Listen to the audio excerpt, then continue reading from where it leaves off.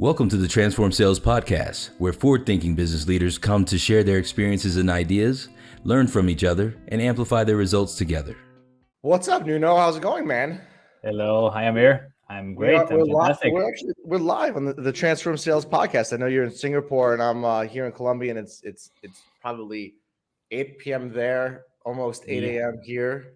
Yeah, here is actually close to 9 p.m. Oh my god! So it's 13 hours ahead. Here we go. That makes sense because we're now 1 hour behind East Coast time. So you're 12 hours in front of East Coast time. And in Singapore, curiously, the time doesn't change through seasons, right? So I know I'm originally from Portugal, and there you have the winter timing and the summer timing. Here is always the same; it never changed. So sometimes that's the same as it is in Colombia as well, and that's why we're usually on the East Coast time, and then we go back 1 hour to Bogota time, and then we go back. But we stay the same. We always have darkness at 6:30, which I think is fine for me because there's always also spring weather every day. So you can't have everything. For those that are tuning in on this podcast, we like to interview CEOs and leaders of outsourced sales agencies. Nuno is the CEO of Diligo Management, and we're going to pick his brain today about mistakes that buyers make because our idea here is that the first thing we should talk about is the mistakes buyers make because those mistakes lead to failure to hit forecast, unhappy customers, and typically they're the same mistakes over and over again. So our hopes here are that people can hear the transparency, real deal talk, and learn from it so that they can hit their revenue forecast. But before we get into that, it'd be great for you to tell everybody who's listening a little bit about yourself and how you got into the outsourced sales business to begin with, because it's absolutely it takes an extroverted warrior personality to do that. So absolutely, and again, thank you so much, Amir, for having me here. It's definitely great for us to have these and chat about outsourcing and especially in sales. I'm originally from Portugal, but I actually been in the last 14 years in Singapore. I came here in an internship for the Portuguese Chamber of Commerce, and then obviously loved the place, saw the potential of growing my career here, and ended up staying. Was always in sales and commercial roles, business development in several organizations. Autodesk is actually a multinational company I worked for almost 5 years from the US. I work for Ogilvy and WPP. I work a little bit doing some sales for Google in their digital marketing courses, doing sales for French boutique consulting firms in very interesting projects in green hydrogen and transformation of very interesting products. And then through that experience, obviously, I tested many formats of lead generation, of sales, of how to close deals, right? And when I became actually a permanent resident in Singapore, I didn't necessarily need any more a visa to actually stay here, and the visas were always sponsored by companies. So then I decided, okay, this is the perfect time for me to open my own sales consulting agency. Also by popular demand of previous clients that will always keep asking me questions and help on some of their projects. So I opened this agency, initially focused on lead generation, focus on sales consulting for these type of clients.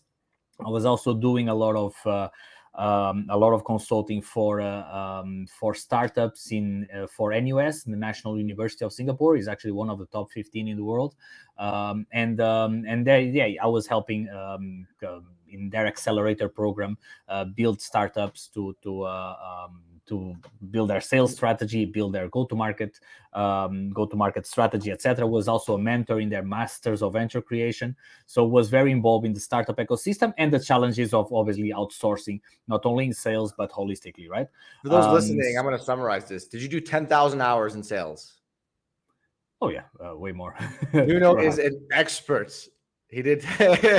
I'm listening to you talk, and all I'm thinking in my mind is this guy has done 10,000 hours of revenue work, and you're an expert.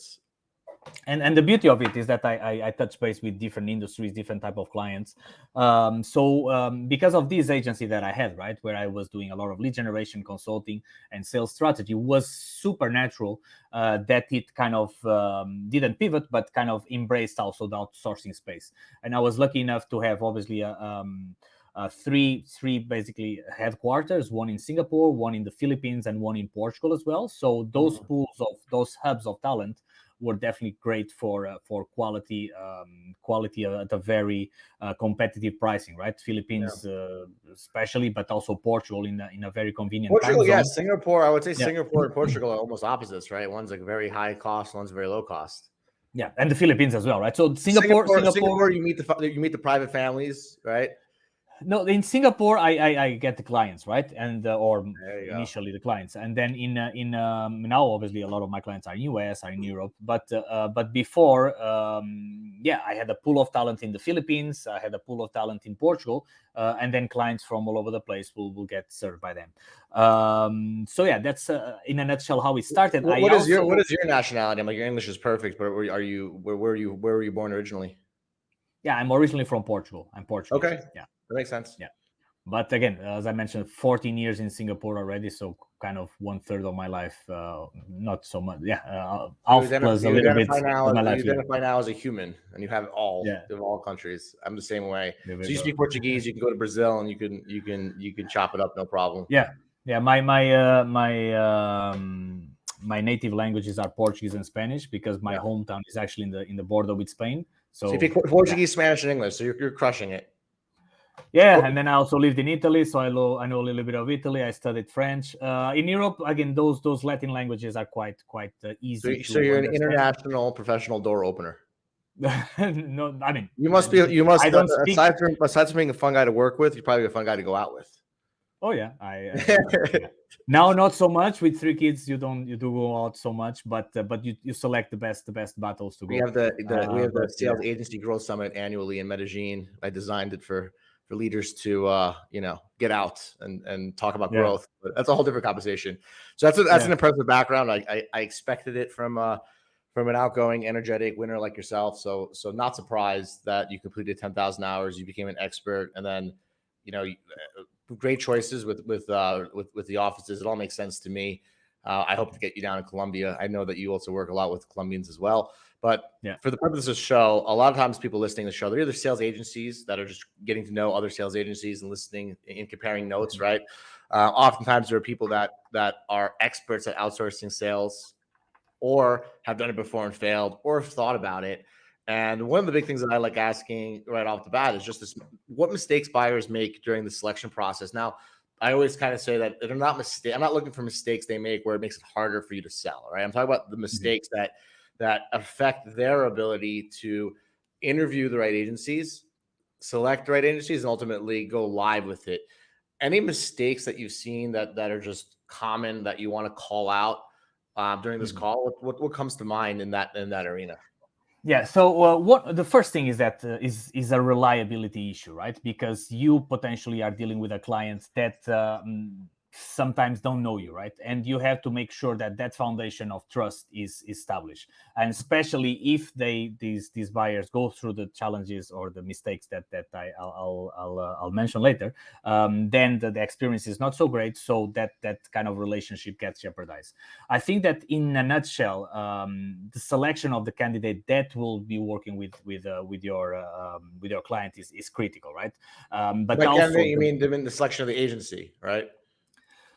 So from the buyer perspective, you have to select an agency that and it's taking a step back, right? It's really understanding what they need, right? If they need a dedicated resource is one story. If they need an agency to open doors and to do lead generation, could be another story. Starting with the first one, if you want to kind of have one person that you outsource from an agency, you somehow need to understand what you need from the support of the agency, but also from that individual. Is an individual that is going to do something that is experience of, is an individual that has a methodology that will adjust to your industries, an individual that has again all the tools and all the again support that he needs to perform his job.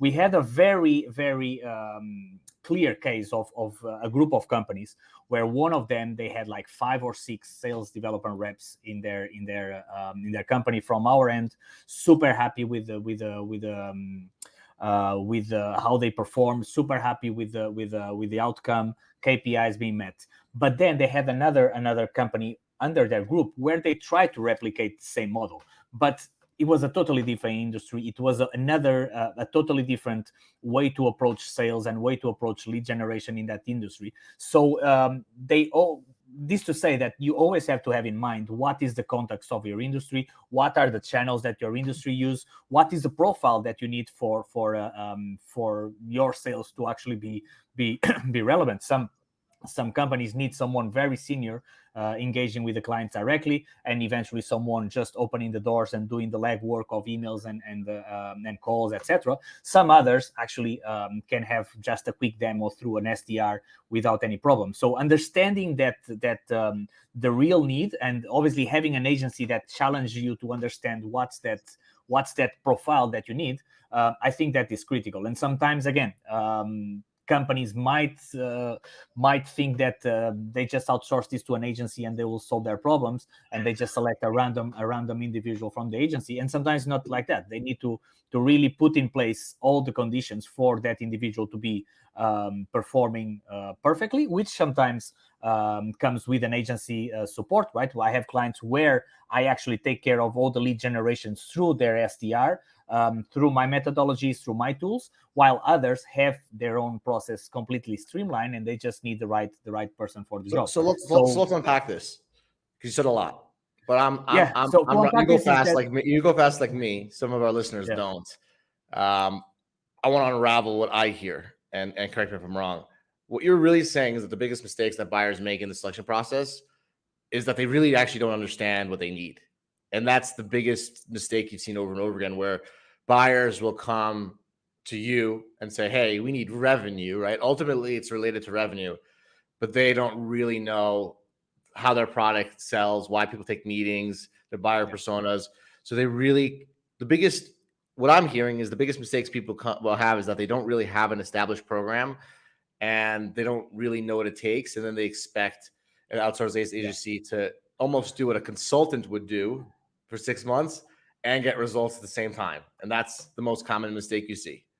Correct. And this is something that obviously the agencies should do, but sometimes they just need a body, right? They just need, okay, I need to hire a salesperson for this role. And that salesperson, if it comes from, like, for instance, my agency, if doesn't have the right methodologies in place, the right tools in place, that obviously we can suggest and adjust. But sometimes, if the client doesn't even know how that performance goes, sometimes they get frustrated, because in their mind, by outsourcing to an agency or outsourcing to an SDR through an agency, then it's problem solved. And sometimes it's not exactly like that.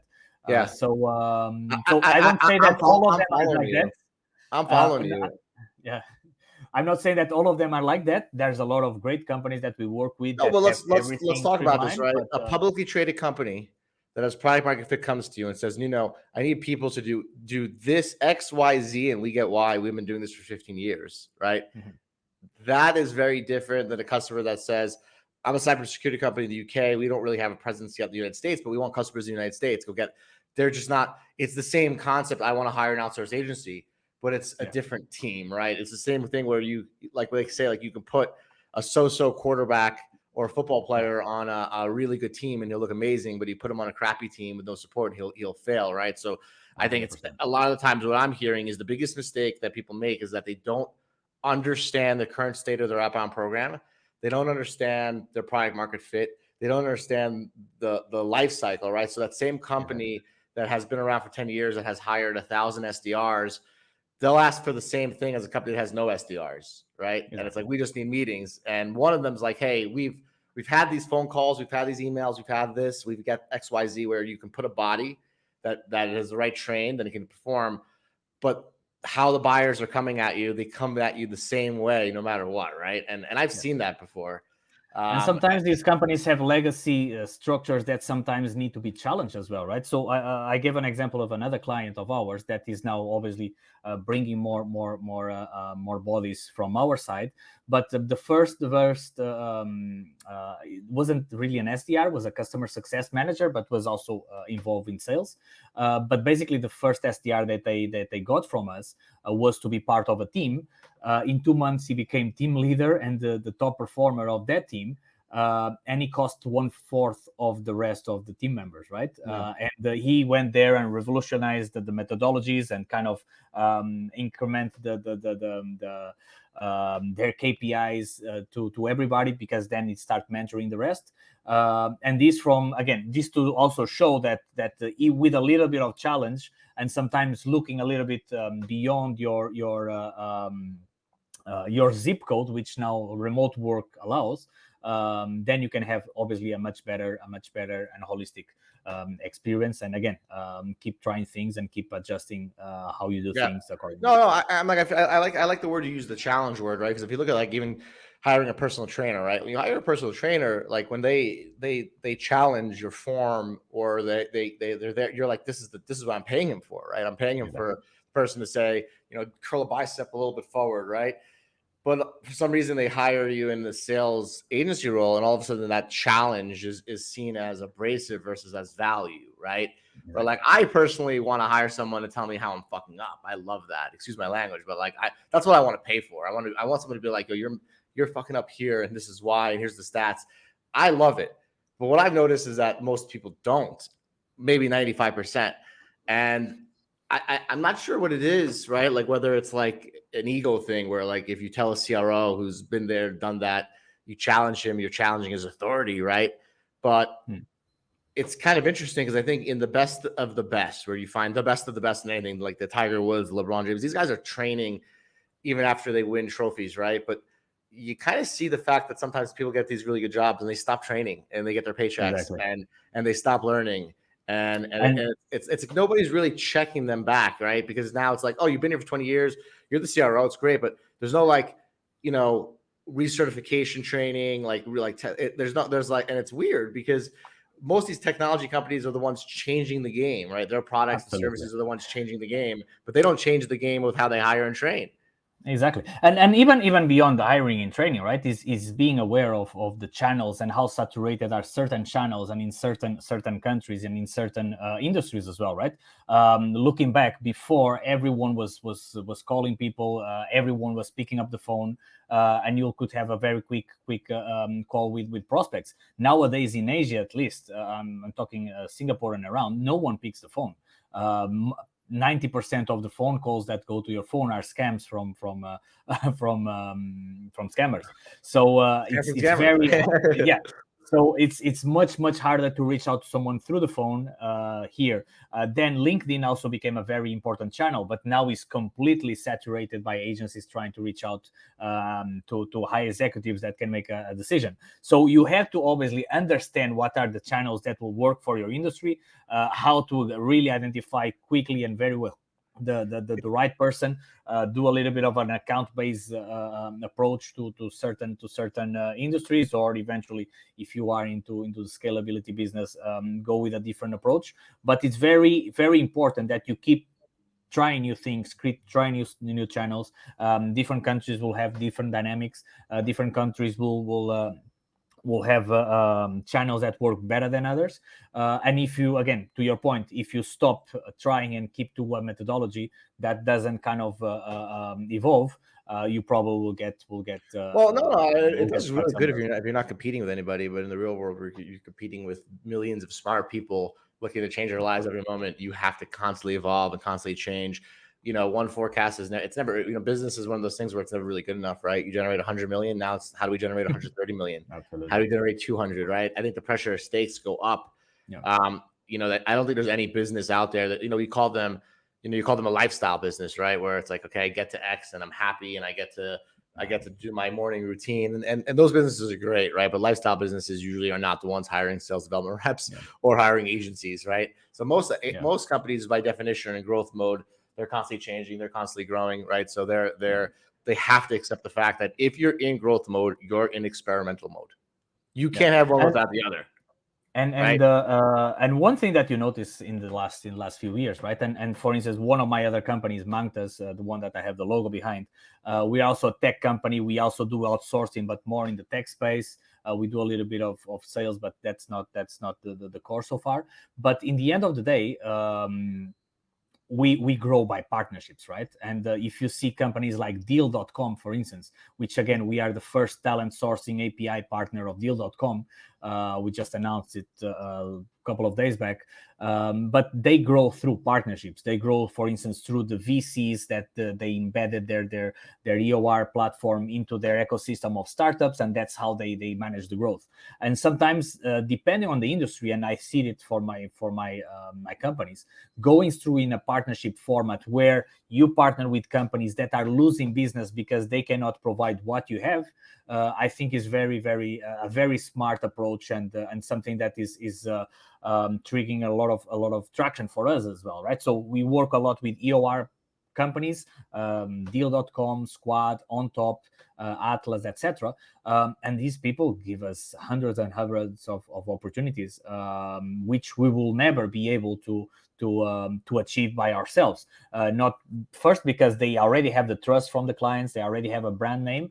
But secondly, because if you go approach companies in a direct way, you are competing with other million agencies, and sometimes it takes more than a minute to reach there. Now we're getting into the Sales Agency Growth Summit, man. You know, you're turning this into a speech at our conference about how agencies can grow with partnerships.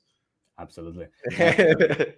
Which is awesome. We'll save that conversation for another time, because it is an important conversation. But I too grow with partnerships, so I understand you, and I want to pick your brain about some of those ways you go to market. For those listening, talk to me about who your best fit customers are. And I know that you service software and services. I know Let's Deal is a software platform, but let's just make pretend you lived in a world where I made you choose one, and you only had one lifeboat, and software and services were trying to get on that lifeboat. Which one would you pick, and why?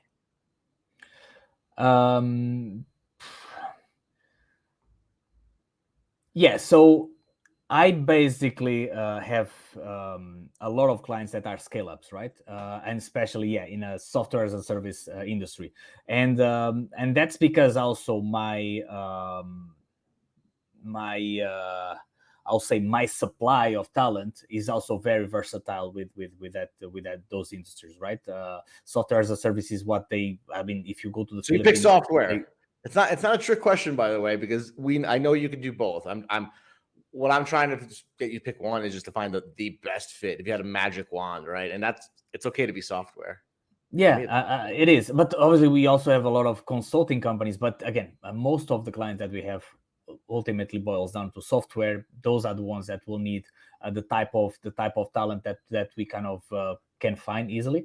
But ultimately, most of our clients are software companies. I'll say 90%. That's right too, right? Service companies have sometimes a high LTV. They only need one or two meetings. And software sometimes has a unique selling proposition that you can rock out real hard. So it's a tough question. That's why I asked it. For SDRs, I think that's they're mostly fit for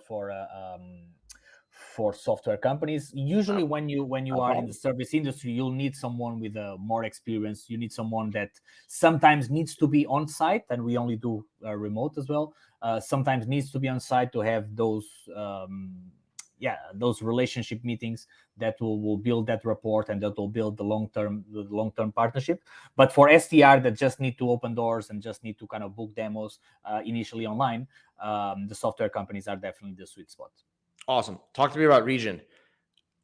United States or APAC? Yeah, so we have plenty of clients in both, even in Europe, right? So we have clients in US, we have clients in Europe, we have clients in APAC. APAC, usually the type of clients that we have start mostly with lead generation. So again, we work a lot with in the universities and in the startup ecosystem here. So a lot of things are still based on lead generation, also because they can get quality at a quite competitive price here in the region. But when you compare the quality that you have with the competitiveness of pricing to Europe and to US, that's where we definitely can leverage a much better offer. So I hope I answer your question, but we have, again, mostly for staff augmentation. It's not easy for a global agency that has a lot of experience to answer these questions, right? But software, it sounded like United States is the best campaign target area, but that's because that's and even if the software companies are in Singapore, ultimately you'll have to deal, or most of the time you have to deal. 100%. I think multipliers out of Singapore, I believe. Multipliers like let's deal. Yeah. So Curiously is one of the ORs that we don't really work yet. But I'll make that intro. No, I know the founders. Obviously, they are here in Singapore, and obviously, I know the VCs that sponsor them and that invest in them. Do you know Drew McCallum? He's a good buddy of ours. Not sure. I know the founders. You know the top dogs, the top G's. Sorry, I have to check. But again, they are all identified, right? And we are now again one of the first integrated agency with deal. We are working with 200 over positions with Squad. We are in touch with 100 sales agents of On Top. So again, we have our hands somehow full for SDRs. But yeah, I know Vancy, Sagar, and Amy as well. They're a good company. We work with On Top, but I think we also partner with Multiplier. Right? I know a lot of these guys because we also do a global marketplace for freelancers. So we're in a way helping freelancers get paid too. For anybody who wants to connect with you, this has been awesome. I appreciate having you on. We're gonna have you on a few more times. I definitely want to pick your brain about partnerships and maybe talk about that with the community, which would be great. But for anybody who wants to connect with you, anybody out in Singapore, Portugal, or any of these regions, anybody who's a software company, wants to sell in the States, anyone who's like those companies you mentioned, how can they find you? Where can they reach out to you? Where can they connect with you? What's the best way for them to get a hold of you? Yeah, they can reach out to me through LinkedIn, through my email, and through Diligo website, right? DiligoManagement.com. It's very straightforward. I'm not sure if you will expose my email somewhere, but they can reach out. You're listed in our marketplace, but if people can find you, they can talk to you. If they want they want some help with us, we can help you too. But we're all a big network here, help people not mess up outsourcing sales. This has been awesome. I appreciate taking the time. I love the expertise. I love the fact that you've been there, done that, and you put in 10,000 hours of hard work to become an expert. I hope to see you soon in Medellin, or if not, maybe in Portugal if I get my butt out there. And we'll have Singapore. Singapore. You can do a trip here, and then I'll show you around I'd love to go to Singapore. I heard it was really dirty in the streets, but I can handle that. I'm just joking. I know it's like the cleanest. Here's it's like the quite cleanest clean, but around the area you can get messy for sure. I'm gonna drop a bubblegum wrapper and get arrested. I'm worried about getting arrested in Singapore. I get afraid in these countries. I'll do something wrong, and then nobody will see me again. But this has been awesome. I'll let you go. Everybody, thank you for tuning in to the Transform Sales podcast with Nuno Covas, CEO and founder of Diligo Management.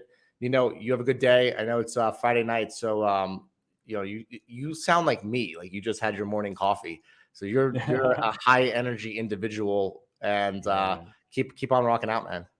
Thank you so much, Amir. Appreciate your time and love to be here. So I'll keep doing business with you through CloudTask as well. We'll keep the combos going. All right, talk soon, man. Cheers. Take care. See you. Bye. Bye.